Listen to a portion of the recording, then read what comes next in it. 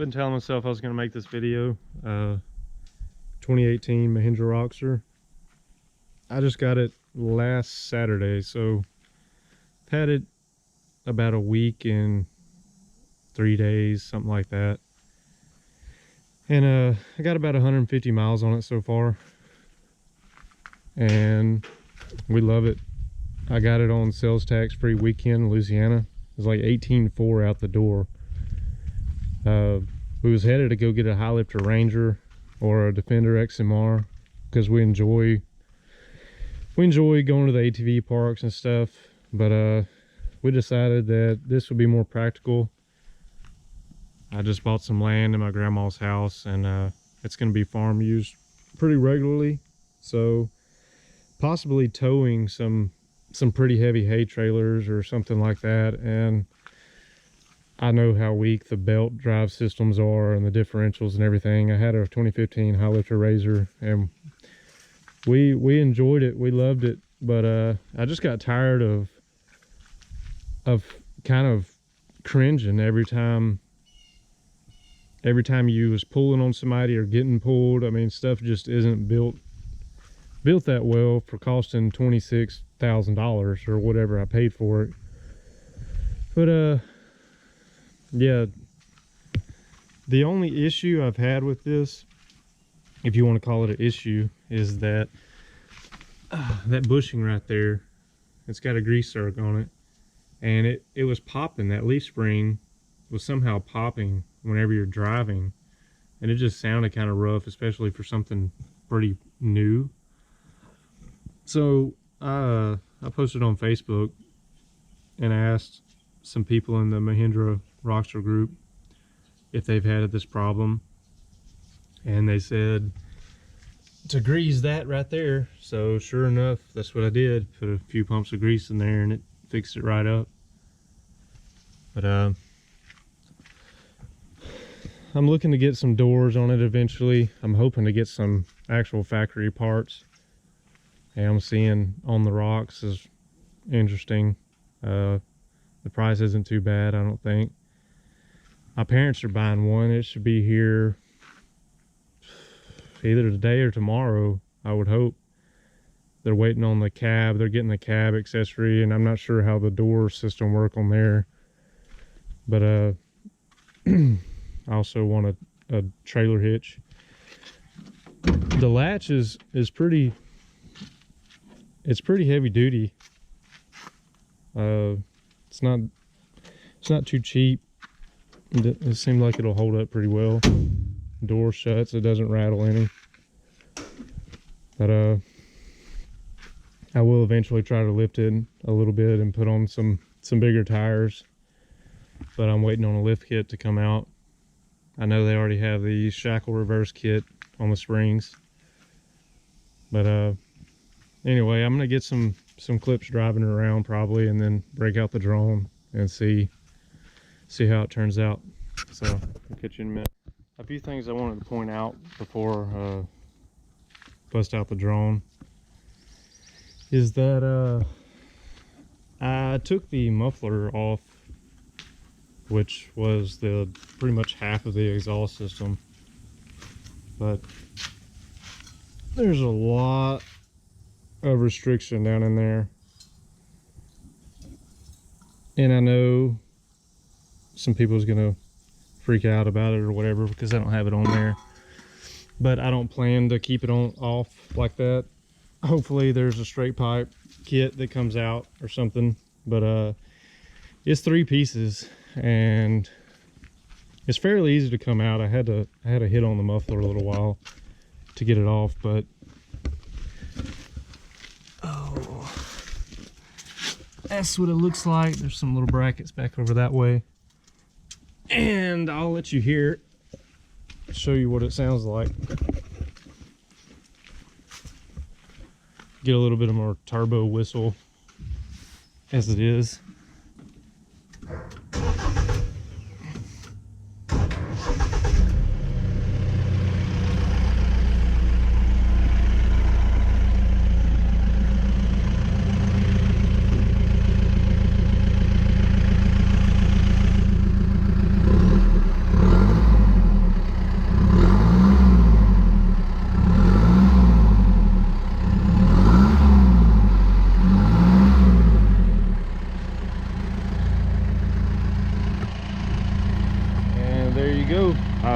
it's running and driving, it's not that noticeable until you actually give it throttle. It doesn't make it any louder while you're in the cab of it. So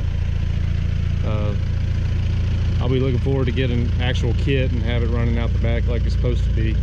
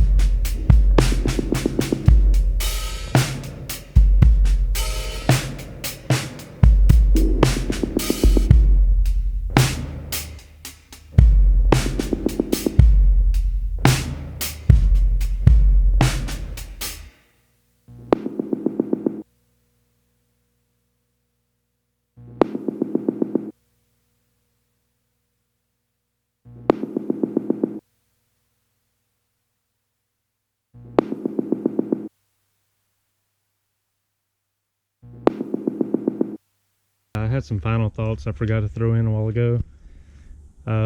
First I want to show these cup holders. They hold water and there's absolutely no way to drain them, so I need to look underneath there before I damage something when I screw through it, drill through it. And that's the only thing that's held me back so far, but I think a small drill hole will probably fix that.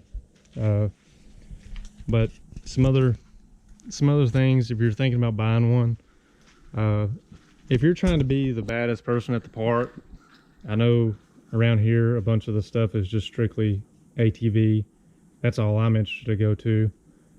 I don't really want to go to a mud park because you end up with holes that are 4 foot deep. But if you want to just raw dog and be the baddest bike out there, this probably isn't going to be for you. I know there's going to be a lot of mods and stuff to make it a lot better. Don't get me wrong, it handles itself in 4 low. I mean, I haven't got it stuck yet. I haven't really went through anything that crazy, but it feels planted and it feels tough. But as far as the flex and things like that, it's not going to be what a Razor or something like that is. But you do have advantages to it. I mean, you got solid parts. You got automotive like parts on it. If you didn't do anything too crazy, I'd imagine you would hardly ever break anything unless you were just absolutely stupid with it. And that's what I'm really looking forward to, is not changing belts and differentials being $2,500 a pop or whatever. I'm sure parts are expensive on this too, but a lot harder to break, hopefully. It's definitely a nice little cruise ride, and these seats are very comfortable. I was not expecting them to be this comfortable, but they are. And the ride quality is there too. For being straight axle, it's a lot smoother than what I thought. It soaks up bumps pretty well. It's more like whoop section stuff that you really start to notice it on.